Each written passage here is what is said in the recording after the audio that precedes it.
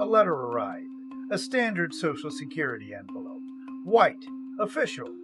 Unremarkable. Inside, a single sheet of paper. The Medicare premium notice for the coming year. One number was circled. $689.90. Over $4,800 per year. Per month for Part B alone. The standard Medicare Part B premium for next year is projected to be $202.90. This letter demanded more than triple, the result of a surcharge called IRMAA. The letter did not explain why. It did not offer a phone number to call for a friendly explanation. It did not apologize for the surprise. It simply stated an amount and a due date. The amount was based on income from 2 years ago. The amount was legally appealable, and almost nobody knows that second part. The letter is not rare. It is not a mistake. It is the direct result of a surcharge called IRMAA, the income-related monthly adjustment amount. And it is one of the most poorly communicated, legitimately counterintuitive mechanisms in the entire Medicare system. Let us open the case file. In the next 13 minutes, you'll learn triggers, risk check, and the step-by-step appeal. The Social Security Administration does not hide IRMAA in a literal sense. The rules are published. The statute is public. The premium brackets are released by the Centers for Medicare and Medicaid Services every year. But the mechanism arrives in people's lives like a verdict from a closed-door proceeding they never knew was scheduled. Here is what the system does. Medicare Part B is not free.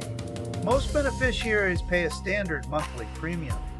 In 1965, when Medicare was signed into law, the federal government covered roughly half of Part B costs through general revenue. Beneficiaries paid the other half in premiums. That structure remains. But in 2003, the Medicare Modernization Act added something new. If your income exceeds certain thresholds, you pay more than the standard premium. Not as a penalty. As an income-related adjustment, the law calls it IRMAA. The practical effect is that higher income beneficiaries pay a progressively larger share of their Part B costs. The same logic applies to Part D prescription drug coverage, added to IRMAA by the Affordable Care Act in 2010. The system is tiered. The more you earn, the more you pay. For the projected 2026 premium year, the standard Part B premium is expected to be $202.90 per month. That is the baseline. The first IRMAA threshold is projected to begin at a modified adjusted gross income above $109,000 for single filers. For married couples filing jointly, the threshold doubles to $218,000. Cross that line, and your Part B premium jumps to an estimated $461.80 per month. That is the first tier. There are 5 more. The top tier activates above a projected $500,000 for single filers, $750,000 for joint filers. At dot level, the Part B premium reaches $689.90 per month. That is the figure in the letter. Then Part D adds its own surcharge, separate from whatever your specific drug plan costs. This IRMAA surcharge is paid directly to Medicare. The projected Part D IRMAA for 2026 ranges from $14.50 per month at the lowest affected tier up to $91 per month at the highest. Add the maximum Part B surcharge and the maximum Part D surcharge. The annual additional cost exceeds $4,800.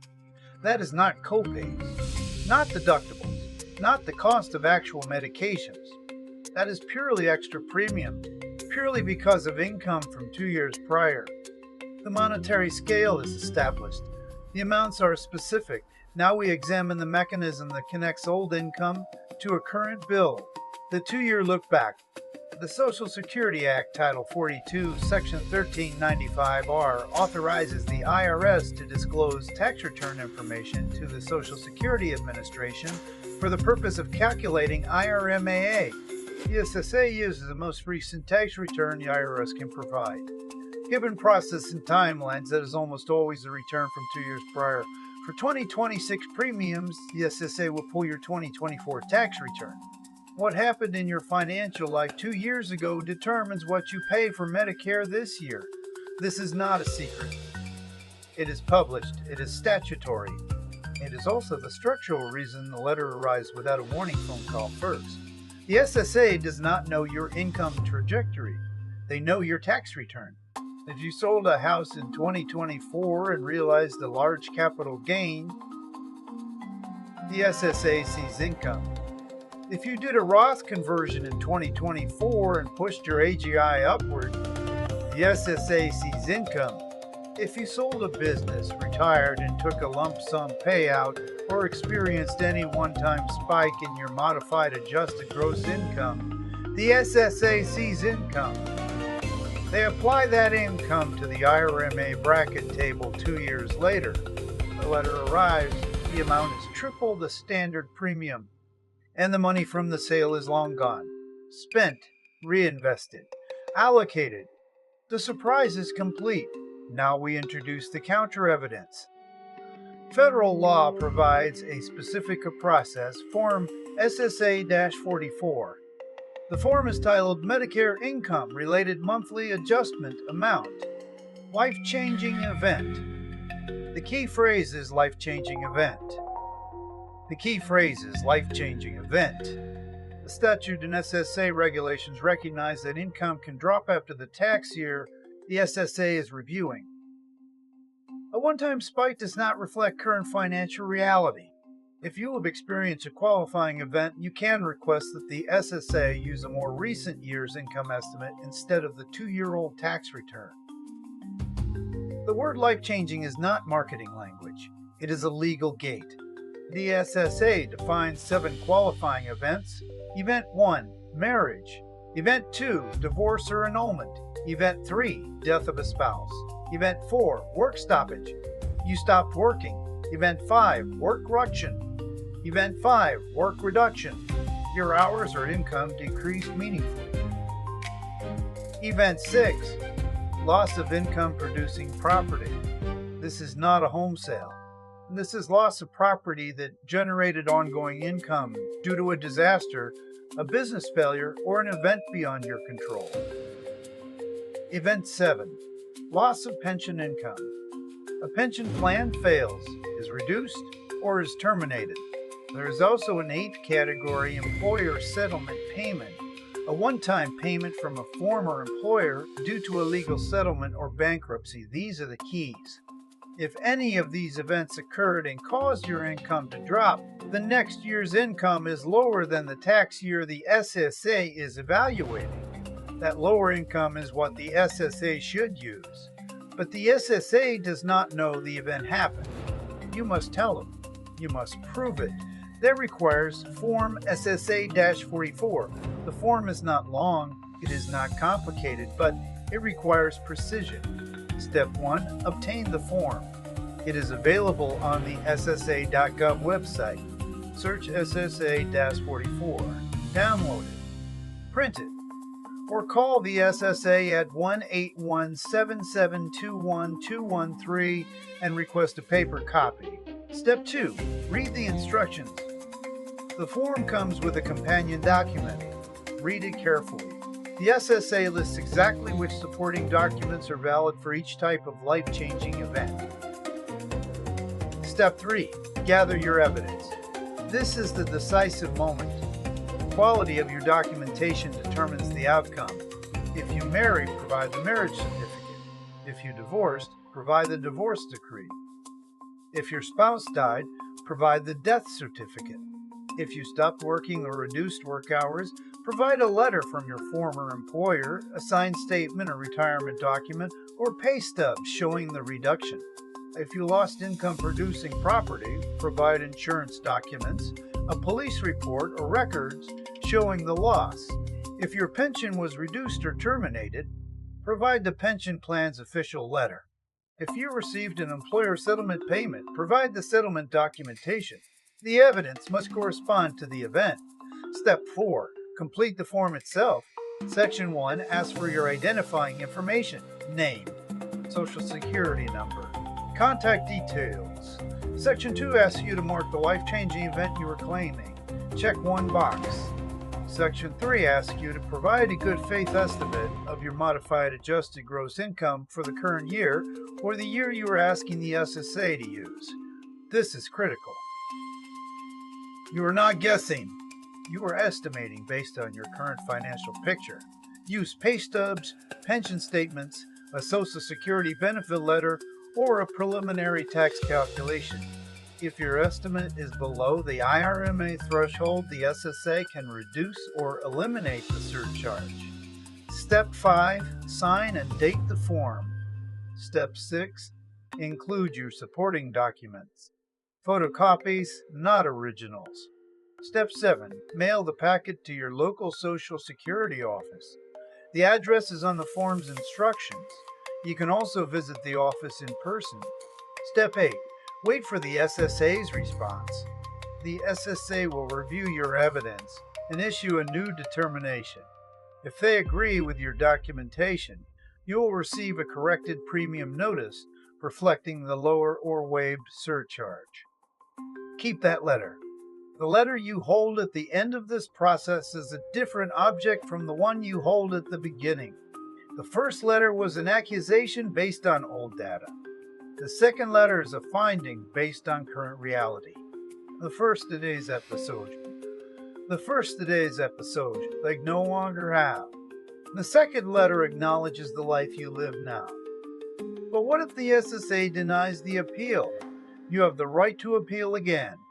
If your initial Form SSA-44 submission is denied, you can request a new decision. You can submit additional evidence. You can file within 60 days of the denial notice.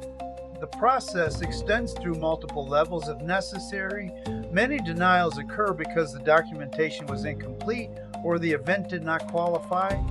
Read the denial carefully. Identify which element was missing. Resubmit with the corrected proof. This is a bureaucratic system. It is predictable. It is procedural. It can be navigated. The case is not closed.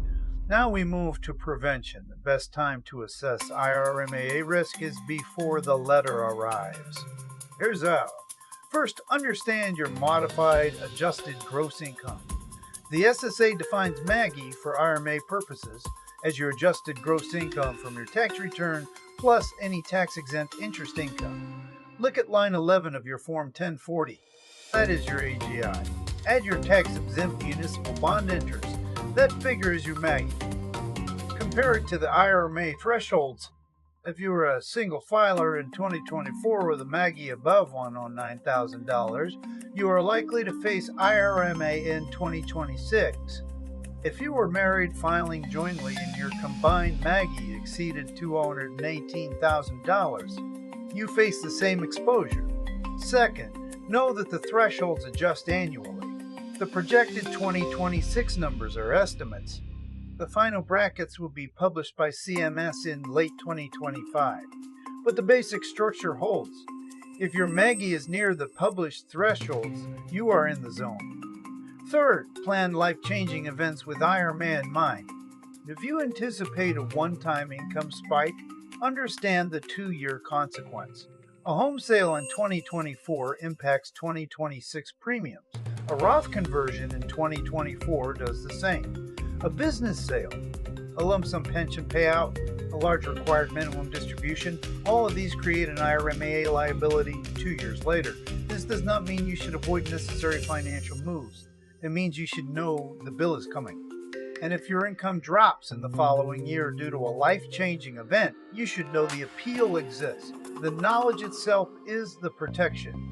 Now we close the case. The letter that arrived without warning did not appear from nowhere.